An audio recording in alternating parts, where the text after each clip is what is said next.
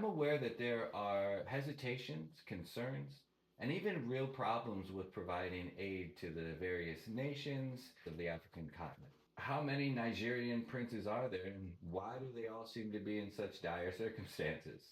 Then there's the B-list celebrities slowly walking through the shanty town, explaining how far your dollar will go in this deprived country, stopping by a crying child with a fly on their nose.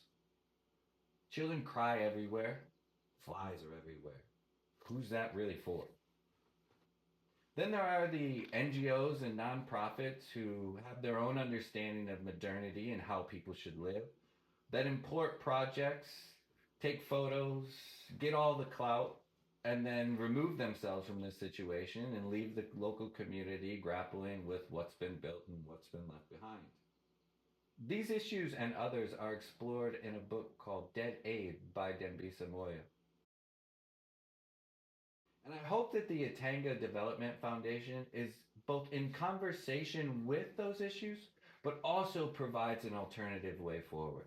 So I've made it clear that this all started with a request from Chief Jimburu, but I haven't told you exactly the insights of that conversation. It's where worlds collide in really productive and I think fun ways. So I've mentioned previously that this foundation emerges out of a request from Chief Jimburu, but I've left out so far the details of that request. So Chief Jimburu's request has always been for cattle, for the revitalization of his livestock.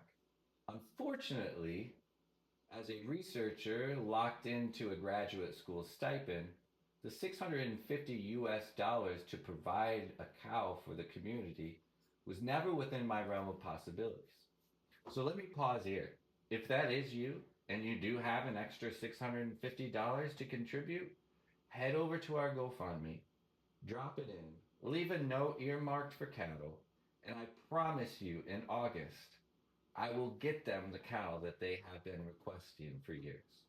So together we started this conversation to figure out how best I could help.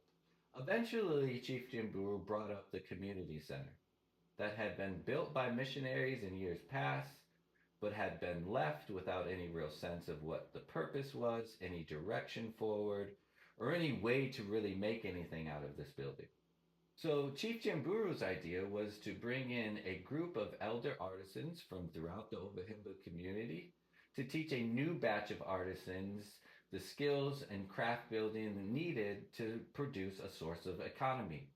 And through that, they could then begin to rebuild their livestock. So that all sounded like a great way to get involved. I could set up a Namibia nonprofit on their behalf. I could help them write grant proposals and solicit government entities so that they could begin rebuilding this community center, providing an economic system that then could translate into the revitalization of their livestock. Perfect.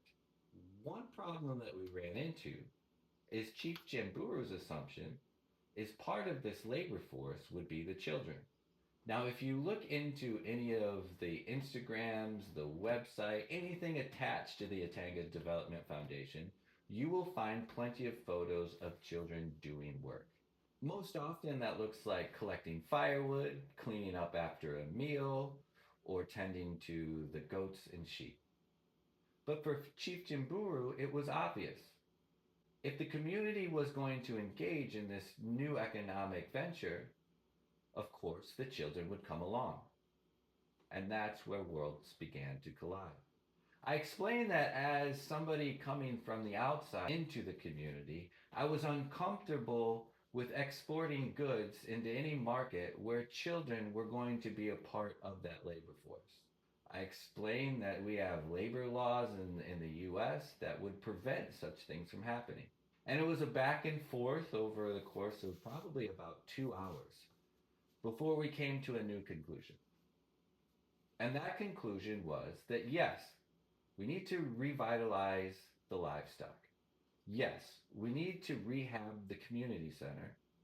And yes, we can use elder artisans to train a new workforce for the community. But the cross-cultural negotiation suggested that there was another way to approach the children's involvement. What could also be done is the foundation could begin collecting a pool of money to educate the children.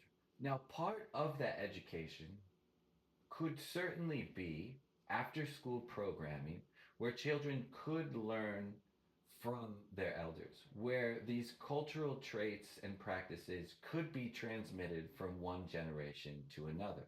But rather than the children contributing directly to the economic system, this could be a way for cultural education and the transmission of cultural traits and practices. So that is what the Etanga Development Foundation is. It's a collaboration between worlds colliding. It's a way of cultural exchange and understanding, and it's a way to support and walk alongside Chief Shimburu's vision for his people and their future. So I hope that that story helps clarify our goals, our mission, and our responsibility to work together with the Etanga community. So I invite you to come along for the journey. There are plenty of ways to stay involved and informed. Thanks so much, and I look forward to seeing where this project takes us.